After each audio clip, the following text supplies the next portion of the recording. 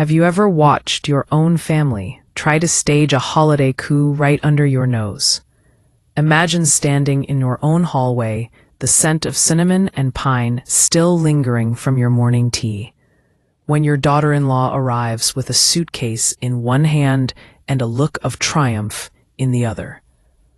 She's not just here for a visit. She's here to take over Christmas. But what she doesn't know is that this house has rules, and the owner of the house, me, Samantha, has a few surprises of her own. Before we dive into the most unforgettable Christmas showdown you'll ever hear, make sure to hit that subscribe button and ring the bell so you never miss a story where family drama meets holiday chaos. Trust me, you won't want to miss what happens next. Now, let's set the scene. It was December 23rd, a day before Christmas Eve, and the city was blanketed in a soft, powdery snow. The world outside was quiet, but inside my apartment, the air was thick with anticipation. I had just finished hanging the last ornament on my tree, a delicate glass angel that had belonged to my mother. The lights twinkled, casting a warm glow over the living room, and I was looking forward to a peaceful holiday. Just me and my son, Mark. But peace, as I would soon learn, was not on the menu. The doorbell rang, sharp and insistent. I wiped my hands on my apron and opened the door, expecting maybe a neighbor or a delivery. Instead, there stood my daughter-in-law, Julia, flanked by Mark, both of them grinning like they'd just won the lottery. Julia's suitcase was bulging, and she had a stack of wrapped presents balanced precariously on top. "Surprise," Julia chirped, stepping inside before I could even say hello. "We thought we'd bring Christmas to you this year." Mark followed, carrying the box labeled "Party Supplies" in bold, festive letters. He winked at me, clearly in on whatever scheme Julia had cooked up. I blinked, trying to process what was happening. "What's all this?" I asked, eyeing the suitcase and the box. Julia beamed. "We're hosting Christmas here. I've already invited everyone. My parents, my sister, even your old friend Mrs. Patel from down the hall. It's going to be epic." I felt my jaw tighten. Hosting Christmas? In my house? Without even asking me? I glanced at Mark, hoping for some sign that this was all a joke, but he just shrugged, as if to say, "What can you do?" Julia started bustling around, setting her suitcase by the couch and unloading the presents. She was already rearranging my carefully placed decorations, swapping my vintage nutcrackers for her own glittery reindeer. I watched in disbelief as she commandeered my kitchen, pulling out pots and pans and barking orders at Mark to bring in more supplies from the car. It was as if I had become invisible in my own home. I took a deep breath, trying to keep my composure. "Julia," I said, my voice calm but firm, "did you ask the owner of the house for permission?" She paused, a spatula in one hand, and looked at me as if I'd just spoken in another language. "What do you mean?" "Samantha, we're family. Of course we can have Christmas here." Mark, ever the peacemaker, tried to diffuse the tension. "Come on, Mom. It's just a party. Julia's worked really hard to organize everything. Besides, she doesn't need to ask for permission in her own house." His words hung in the air, heavy and final. Julia smirked, clearly feeling victorious, but I just smiled. A slow, knowing smile that made Julia's confidence falter for just a moment. "Is that so?" I said, my eyes never leaving hers. 10 minutes later, the tables had turned. You see, what Julia and Mark didn't know was that I had been planning my own Christmas surprise. For weeks, I'd been quietly organizing a holiday getaway for myself. A cozy cabin in the mountains, complete with a roaring fireplace and a view of the snow-covered pines. I had already packed my bags, hidden away in my bedroom, and arranged for a car to pick me up that very afternoon. As Julia and Mark busied themselves with party preparations, I slipped away to my room and made a quick phone call. "Yes, I'll be ready in 20 minutes," I whispered, glancing at the chaos unfolding in my living room. When I returned, Julia was in full hostess mode, directing Mark to hang streamers and setting out appetizers on my best china. She barely noticed as I walked past her, suitcase in hand. "Where are you going?" Mark asked, finally noticing the bag. I smiled sweetly.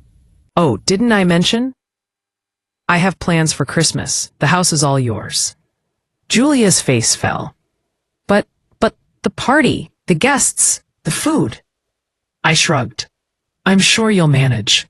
After all, you didn't need my permission, right?" The look on their faces was priceless. Julia's confidence crumbled, and Mark looked like he'd just been hit by a snowball. They had assumed they could take over my home, my traditions, my holiday, without so much as a courtesy call. But now, they were left to face the consequences of their actions. As I closed the door behind me, I could hear Julia frantically calling her mother, trying to salvage the party. Mark was left to explain to the guests why the hostess had vanished. And me? I was on my way to the most peaceful, drama-free Christmas I'd had in years. But the story doesn't end there. Because sometimes the best revenge is living your best life and letting those who underestimated you learn their lesson the hard way. As the cab pulled away from the curb, I glanced back at the apartment building, its windows glowing with the promise of a party that would never quite go as planned. The city lights blurred in the falling snow, and for the first time in years, I felt a weight lift from my shoulders. I was free from the expectations, the obligations, and, most importantly, the chaos that Julia had tried to bring into my home. The drive to the cabin was peaceful, the roads quiet, except for the occasional car passing by, headlights slicing through the darkness. I leaned back in my seat, letting the hum of the engine soothe my nerves. My phone buzzed with messages, missed calls from Mark, frantic texts from Julia, even a voicemail from Mrs. Patel, who sounded more amused than concerned. I ignored them all. This was my time, and I wasn't about to let anyone ruin it. Meanwhile, back at the apartment, Julia was discovering just how much work it was to host a Christmas party, especially one she hadn't actually prepared for. The kitchen, which she had so confidently taken over, was now a battlefield of half-prepared dishes and missing ingredients. She rummaged through my pantry, searching for flour that wasn't there, spices she'd never heard of, and the special cranberry sauce recipe that only existed in my head. Mark tried to help, but he was hopeless in the kitchen. He burned the first batch of cookies, spilled red wine on the tablecloth, and managed to drop a tray of appetizers on the floor. The guests began to arrive, each one expecting the warm, welcoming atmosphere they'd come to associate with my Christmas gatherings. Instead, they were greeted by chaos, Julia barking orders, Mark frantically cleaning up messes, and a living room that looked more like a disaster zone than a holiday wonderland. Mrs. Patel, ever the observant neighbor, was the first to notice my absence. "Where's Samantha?" she asked, peering around the crowded room. Julia forced a smile. "Oh, she had other plans. But don't worry, we're taking care of everything." Mrs. Patel raised an eyebrow, clearly unconvinced. "Well, it's not quite the same without her, is it?" The other guests murmured their agreement, casting uneasy glances at the haphazard decorations and the growing pile of dirty dishes. The magic of Christmas, it seemed, had left the building along with me. Back at the cabin, I settled in by the fire, a mug of hot cocoa warming my hands. The silence was golden, broken only by the crackle of the logs and the occasional hoot of an owl outside. I thought about all the years I'd spent bending over backward to make everyone else happy, cooking elaborate meals, buying the perfect gifts, hosting parties that left me exhausted and unappreciated. This year, I had finally chosen myself. But as I sat there, wrapped in a cozy blanket, I couldn't help but wonder how Julia and Mark were faring. Part of me felt a twinge of guilt. After all, Christmas was supposed to be about family. But another part of me, the part that had been overlooked and taken for granted for far too long, relished the thought of them struggling to keep the party afloat. Back at the apartment, things were going from bad to worse. The turkey, which Julia had insisted on cooking herself, was still frozen in the middle. The mashed potatoes were lumpy, the gravy was burnt, and the cranberry sauce was nothing more than a can-shaped blob on a plate. The guests tried to be polite, but it was clear that the evening was a disaster. Mark pulled Julia aside, his voice low and urgent. "We need to call Mom. She's the only one who knows how to fix this." Julia shook her head, her pride wounded. "No, we can do this. We just need to figure it out." But as the minutes ticked by and the guests grew restless, it became clear that they were in over their heads. The party that was supposed to be a triumph had turned into a nightmare, and there was no one left to save them. Meanwhile, I was enjoying a quiet dinner by the fire, savoring every bite of the meal I had prepared for myself. No interruptions, no demands, just peace and contentment. I thought about all the times I had put everyone else's needs before my own, and I realized that this was the best gift I could have given myself. As the night wore on, Julia and Mark's desperation grew. They tried calling me again, but I let the phone ring. I knew they needed to learn this lesson on their own. Sometimes, the only way to appreciate what you have is to lose it, even if only for a night. The guests began to leave early, offering polite excuses and awkward hugs. Mrs. Patel lingered by the door, giving Julia a sympathetic pat on the shoulder. "Next year, maybe let Samantha handle things," she said with a wink. Julia forced a laugh, but her eyes were filled with tears. Mark wrapped an arm around her, both of them looking utterly defeated. Back at the cabin, I watched the snow fall outside, feeling a sense of satisfaction I hadn't felt in years. I knew that when I returned, things would be different.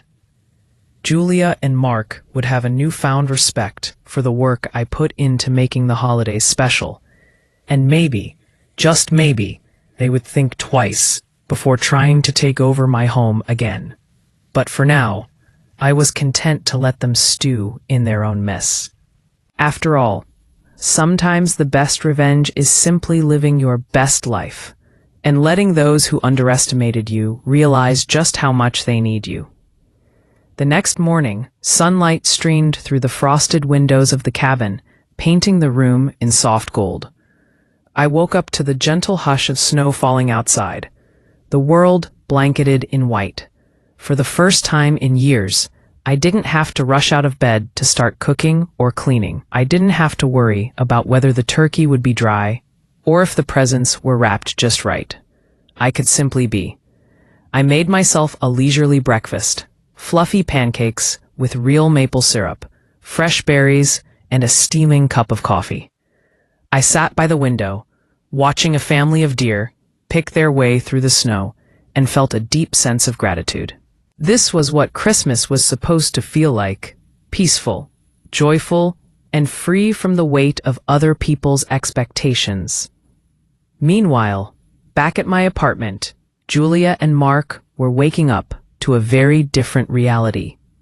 The living room was a disaster, wrapping paper and dirty dishes everywhere, half-eaten food congealing on plates, and a lingering smell of burnt gravy. The party had been a flop, and the aftermath was even worse. Julia sat at the kitchen table, her head in her hands. "I can't believe this happened," she muttered. "I just wanted to do something special." Mark tried to comfort her, but he was just as exhausted and frustrated. "We should have asked Mom. She always makes it look so easy." Julia sighed, her pride finally giving way to regret. I thought I could handle it. I wanted to prove that I could be the hostess, that I could make Christmas magical, but I didn't realize how much work it really is. Mark nodded, glancing around at the mess. Mom does all this every year, and we never even thank her. We just show up, eat, and leave her to clean up. No wonder she left. Julia's eyes filled with tears. Do you think she's mad at us? Mark shook his head. I think she's tired, and I don't blame her. As they sat in the wreckage of their failed party, the lesson began to sink in. Christmas wasn't about grand gestures or perfect decorations. It was about family, respect, and appreciating the people who make it all possible. And they had taken Samantha for granted for far too long. Back at the cabin, I spent the day doing exactly what I wanted. I read a book by the fire, took a long walk through the snowy woods, and even treated myself to a nap. My phone buzzed a few times. More messages from Mark and Julia. Apologies and pleas for me to come home. But I ignored them. This was my time, and I wasn't ready to give it up just yet. As the sun began to set, painting the sky in shades of pink and orange, I reflected on everything that had happened. For years, I had been the glue that held our family together, the one who made sure every holiday was special. But somewhere along the way, I had lost myself in the process. I had become so focused on making everyone else happy that I had forgotten what made me happy. This Christmas, I had finally reclaimed my joy, and I wasn't about to let anyone take it from me. Back at the apartment, Julia and Mark were hard at work cleaning up the mess. They scrubbed dishes, vacuumed the carpet, and tried to restore some order to the chaos. As they worked, they talked about what had gone wrong and how they could make it right. We need to apologize to Mom, Julia said, her voice soft. We need to show her that we appreciate everything she does. Mark nodded. We will. And next year, we'll do things differently. We'll ask her what she wants, and we'll actually listen. Julia smiled, a glimmer of hope returning to her eyes. Maybe we can even convince her to come back for New Year's. We'll do it her way this time. As they finished cleaning, they sat down together on the couch, exhausted, but determined to make amends. They realized that the true spirit of Christmas wasn't about taking over or proving themselves. It was about coming together, respecting each other, and showing gratitude for the people who make life special. Meanwhile, I was enjoying a quiet evening at the cabin, the fire crackling and the snow falling softly outside. I thought about Mark and Julia, about the lessons they were learning, and I felt a sense of peace. I knew that when I returned, things would be different. They would appreciate me, not just for what I did, but for who I was. As I drifted off to sleep, I smiled, knowing that sometimes the best way to teach a lesson is to step back and let others learn it for themselves. And sometimes the sweetest revenge is simply living your best life and letting those who underestimated you see just how much they need you. The next morning, I woke up to a new message from Mark. Mom, we're so sorry. We messed up. Please come home. Christmas isn't the same without you. I read the message, my heart softening. Maybe it was time to go home. Maybe it was time to forgive, but not forget. After all, some lessons are too important to be learned only once. I sat on the edge of the bed, Mark's message glowing on my phone's screen. The words were simple, but I could feel the weight behind them. For the first time, my son and his wife were reaching out, not with expectations, but with humility. They were asking, not demanding. It was a small step, but an important one. I took a deep breath and looked around the cozy cabin. The fire had burned down to glowing embers, and the world outside was still and silent. I thought about all the Christmases I'd spent running myself ragged, trying to make everything perfect for everyone else. I thought about the years I'd spent swallowing my own needs, believing that love meant sacrifice, that being a good mother and grandmother meant always saying yes. But this year, I had said no, and in doing so, I had found a piece of myself I thought I'd lost.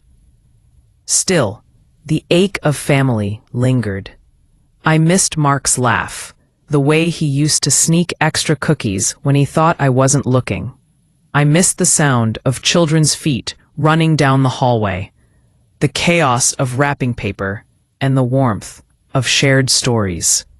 Even Julia, for all her stubbornness, was part of my family.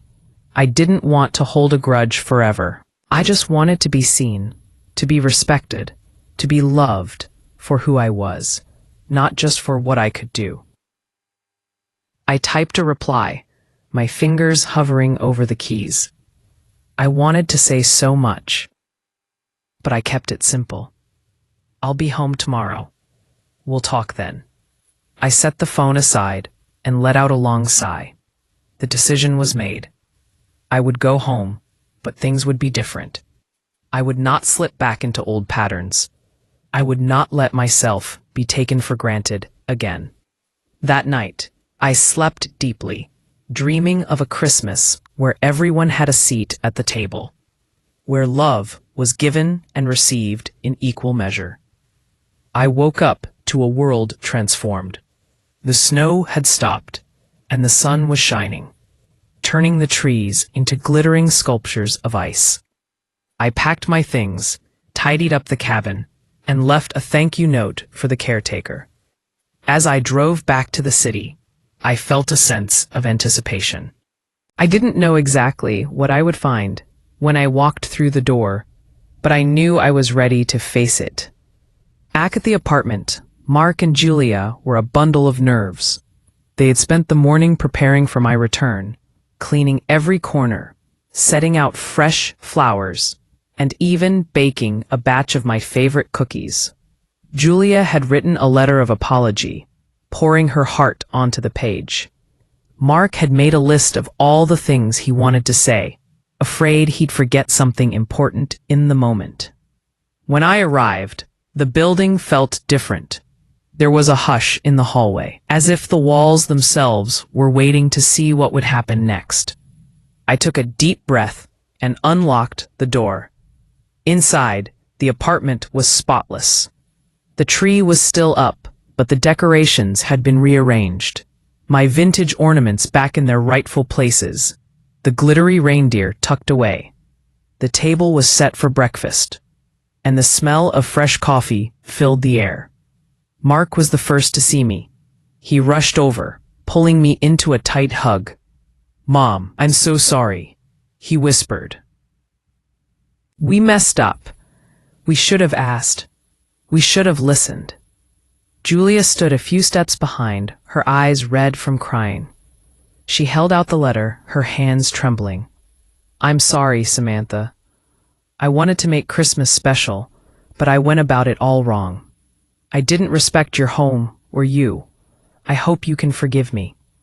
I took the letter, my heart softening. I could see the sincerity in her eyes, the regret in her posture. This was not the confident, "Take charge, Julia," who had marched into my apartment with her suitcase. This was a woman who had learned a hard lesson, who was willing to admit her mistakes. I nodded, my voice gentle but firm. "Thank you, Julia. I appreciate your apology, and I forgive you. But things have to change. This is my home, and I deserve to be respected in it. If we're going to be a family, we need to listen to each other, to ask, not assume." Julia nodded, tears streaming down her face. "I promise. I'll do better." Mark squeezed my hand. "We both will." We sat down together at the table, sharing the cookies and coffee, talking honestly for the first time in a long while. We laughed about the party disaster, about the frozen turkey and the lumpy potatoes. We shared stories, memories, and hopes for the future. For the first time, I felt truly seen. Not just as the woman who made Christmas happen, but as Samantha, a mother, a grandmother, a person with her own needs and dreams. But as we talked, a new idea began to form in my mind. I had forgiven, yes, but I hadn't forgotten. And maybe, just maybe, it was time for a little payback, a gentle reminder that respect is a two-way street. As the days passed, the apartment slowly returned to its usual rhythm, but something fundamental had shifted. Mark and Julia were more considerate, more attentive, and, most importantly, more grateful. They asked before making plans, offered to help with chores, and even started taking turns cooking dinner. It was as if the failed Christmas party had opened their eyes to everything I did, and they were determined not to make the same mistake twice. But I hadn't forgotten the sting of being overlooked, of having my home and my holiday hijacked without so much as a conversation. Forgiveness was important, but so was making sure the lesson stuck. And so, as the new year approached, I decided it was time for a little harmless revenge, a reminder that respect, once lost, must be earned back. It started with a simple announcement over breakfast. Mark and Julia were sipping their coffee, chatting about their plans for the weekend, when I cleared my throat. "I've been thinking," I began, keeping my tone light, "about how much I enjoyed my time at the cabin. It was so peaceful, so relaxing. I think I might make it a tradition, spending the holidays somewhere quiet, just for myself." Mark nearly choked on his coffee. "You mean you're not going to be here for Christmas next year?" Julia's face fell. "But we were hoping we could do it together, the right way this time." I smiled, enjoying their reactions. "Well, I haven't decided yet. I suppose it depends on how things go. After all, it's nice to be appreciated. It's nice to be asked." They exchanged nervous glances, clearly worried that I might actually follow through. I let the suspense hang in the air, savoring the shift in power. For once, they were the ones seeking my approval, my presence, my blessing. Over the next few weeks, I kept up the act. I dropped hints about looking at travel brochures, mentioned friends who were planning cruises or spa retreats for the holidays. I even left a few pamphlets lying around the apartment, just to keep them guessing. Mark and Julia, desperate to win me back, pulled out all the stops. They invited me to join them for dinner, asked for my opinion on everything from decorations to recipes, and even started planning a Samantha Appreciation Day in my honor. It was sweet, if a little over the top, and I couldn't help but feel a sense of satisfaction. They were finally seeing me, not just as the woman who kept the family running, but as someone whose presence mattered. But I wasn't done yet. I wanted to make sure the lesson lasted, to ensure that they never again took me for granted. So as spring turned to summer, and the holidays crept closer, I began to hatch my plan. It started with a family meeting. I called Mark and Julia into the living room, a stack of papers in hand. They sat on the couch, looking nervous but hopeful. "I've been thinking about the holidays," I began, "and I've come up with a few ideas. But this time, I want us to do things differently. I want us to plan together, as a family.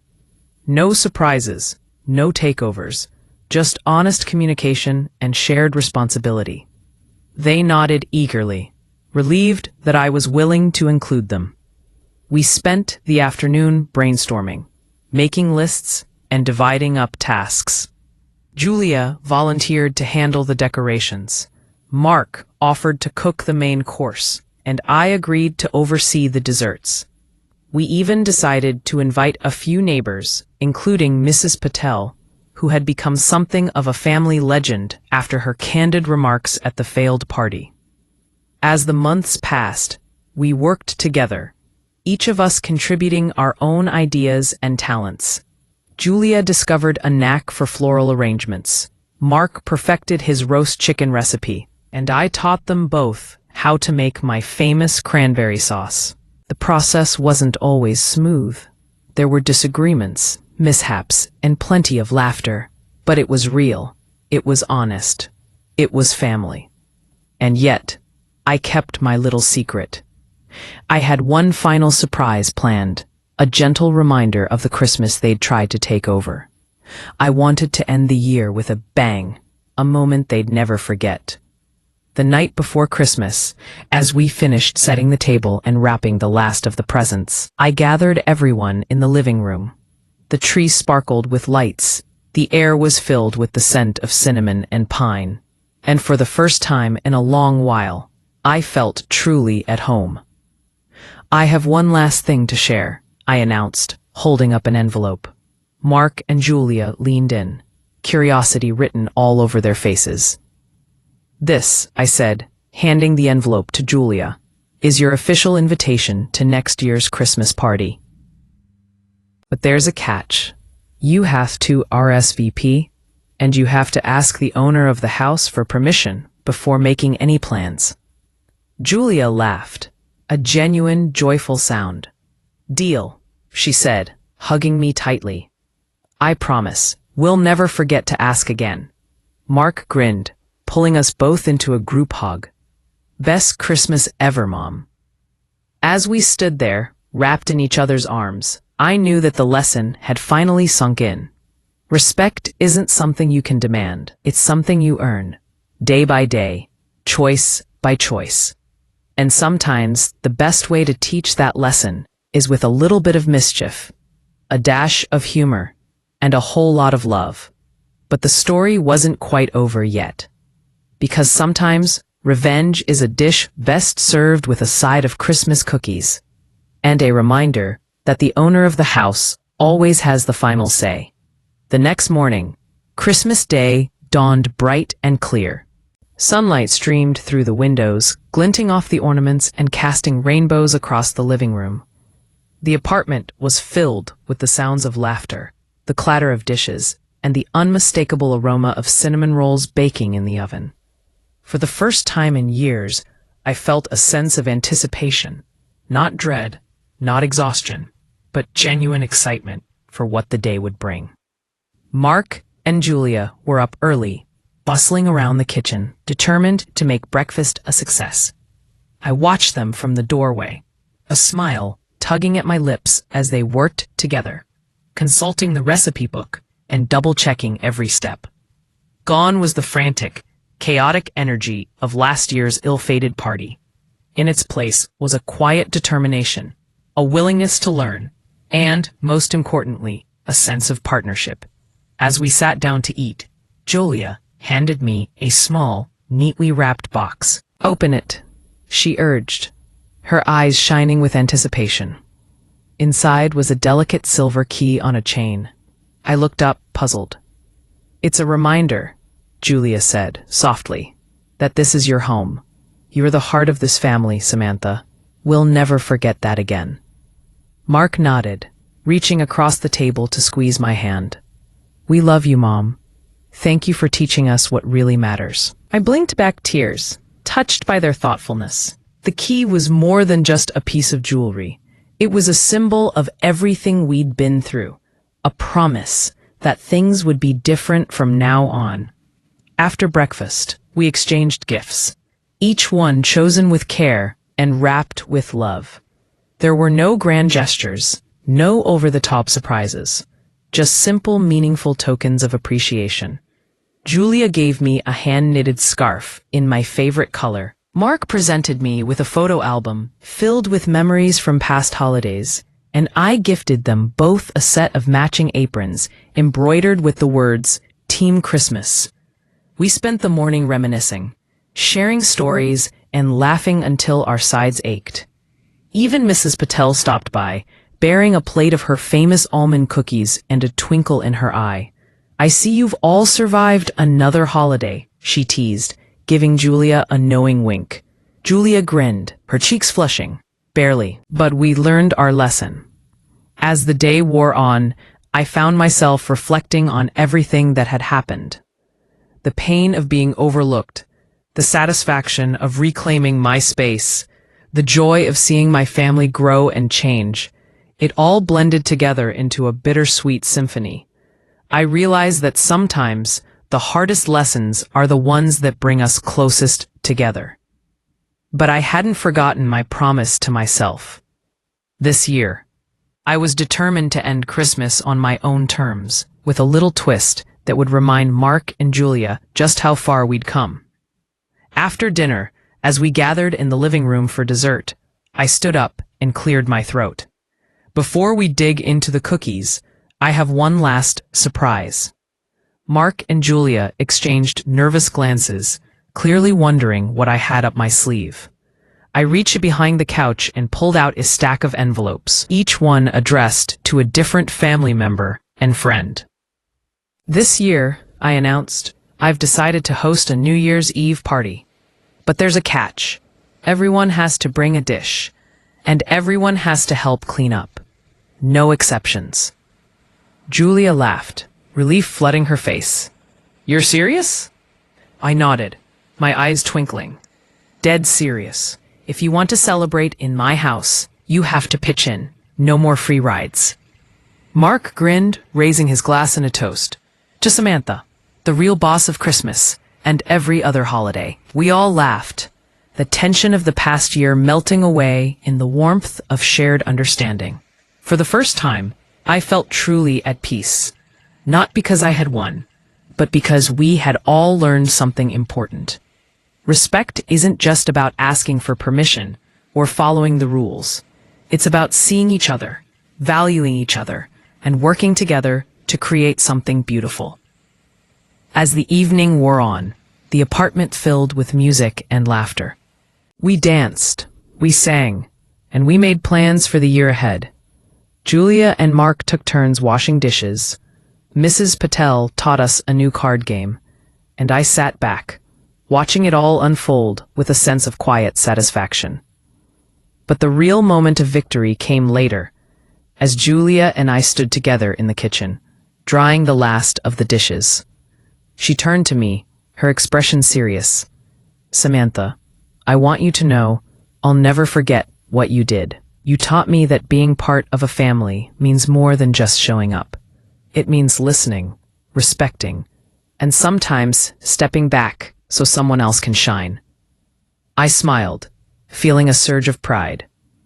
And you taught me that it's okay to say no, that I deserve to be heard, to be valued. We both learned something, didn't we? Julia nodded, her eyes shining. We did. And next year, I promise, I'll ask the owner of the house for permission before I do anything. I laughed, pulling her into a hug. Good. Because if you don't, you might just find yourself spending Christmas in a cabin in the woods, alone. We both burst out laughing, the sound echoing through the apartment. It was the perfect ending to a perfectly imperfect holiday. A reminder that sometimes the best revenge is simply living your truth, standing your ground, and letting those who underestimated you see just how strong you really are. And as I turned out the lights and headed to bed, the silver key cool against my skin, I knew that this Christmas would be one we'd never forget.